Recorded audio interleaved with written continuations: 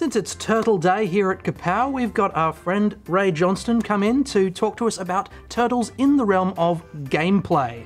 So, Turtles, it's a big franchise. Obviously, they've had a few tackles at the game area. Yes. What have you thought have been some of the highlights? Yes, it has unfortunately been a bit more miss than hit. Yeah.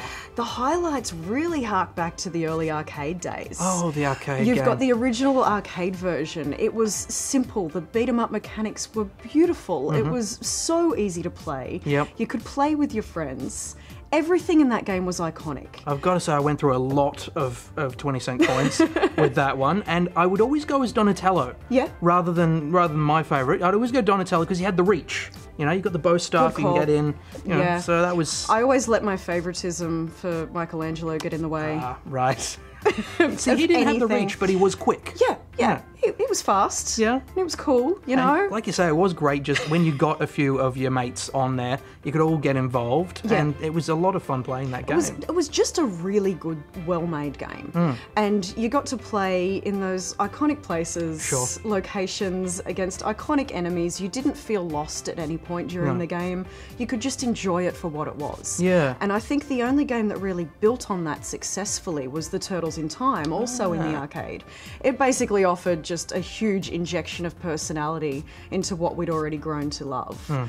It's actually quite funny. The only game that has captured that heyday since has been on a Game Boy. Interesting. The 07 Ubisoft game, it's just titled Teenage Mutant Ninja Turtles.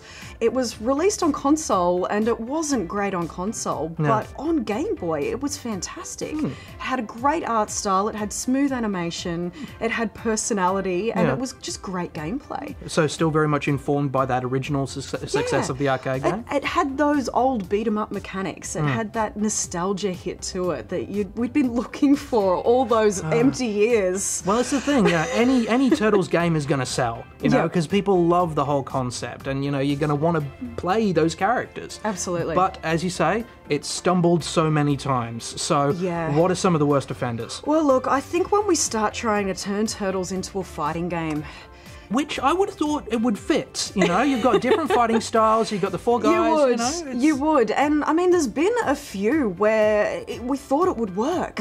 We thought it would be great. I mean, the Smash Up?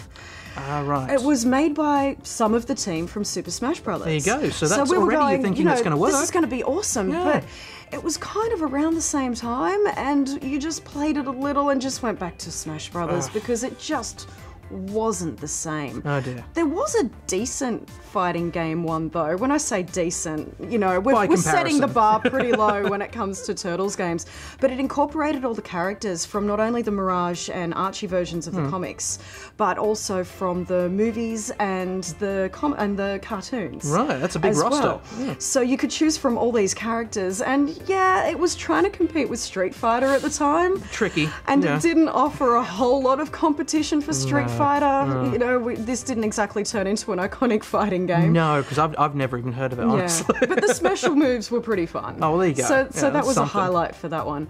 I think when we're looking at really, really bad games, though, I've got to say, that first game on the NES, I thought it was me. I thought I was terrible at games. I'm doing it wrong. And it shattered.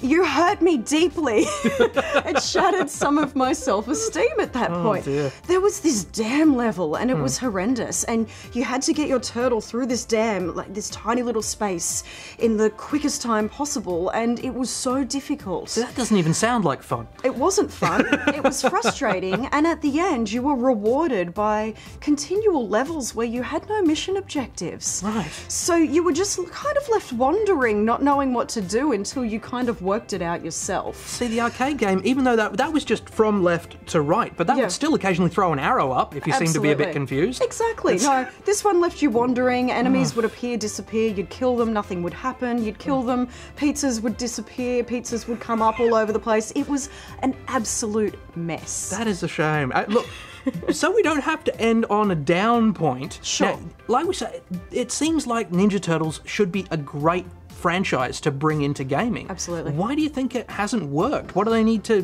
grab onto to make this work? Look, I think that there's been a bit of a reliance on the fact that anything with a Turtles name in it will sell. Sure. So there's not really been a whole lot of effort put in lately into making something that is also a great game as well as a Ninja Turtles game. Right. There is a real gap in the market for co-op split screen. Absolutely. It just isn't out there anymore. And I mean, a lot of the reasoning behind that is you're selling a game 4 times or you're selling a game once. Yep. Looking after online servers, comparing that cost to, you know, the mates intake coming that you're around and just- making, yeah. it's economics and Yeah. it's sad. But I think there's a great gap in the market for a real action adventure style Yeah. sort of Turtles game Something where you with a get solid to play. story. Great story. Yeah. Something where you can play as each of the turtles with their own personalities Yeah. and gameplay style and Get story. a bit of, a bit of technological stuff with Donnie, maybe Absolutely. a bit of giving orders as Leo. Yeah, even jumping between the characters to Yeah. complete different tasks Yes. like you see in most games these Yeah, days. for GTA co-op. style now. Yeah, even the Lego games.